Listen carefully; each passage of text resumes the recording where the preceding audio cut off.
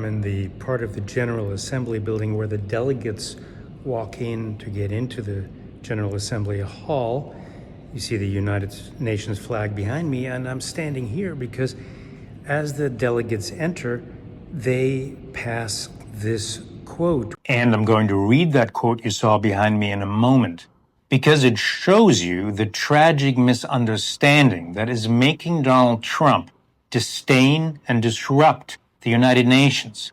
He had 15 minutes and spoke for an hour, mainly about how ridiculous the United Nations is. These are the two things I got from the United Nations, a bad escalator and a bad teleprompter.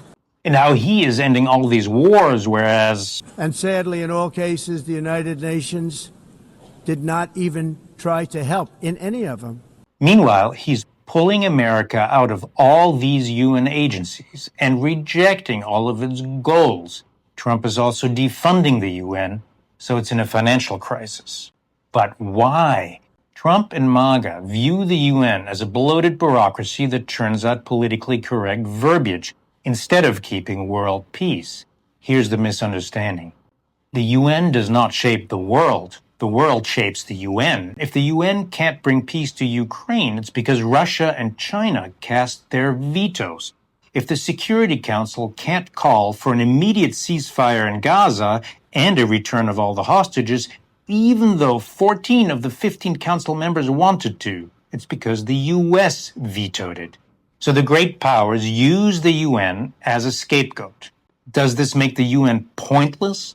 Not if you asked Harry Truman and the other leaders who oversaw its creation. They had seen what many of us have forgotten.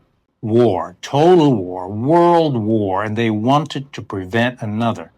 That's the point of this quote. The UN was not created to take mankind to heaven, but to save humanity from hell. Dag Hammarskjöld, second UN Secretary General. This quote says it all, and unfortunately also tells you why we may once again be headed for hell.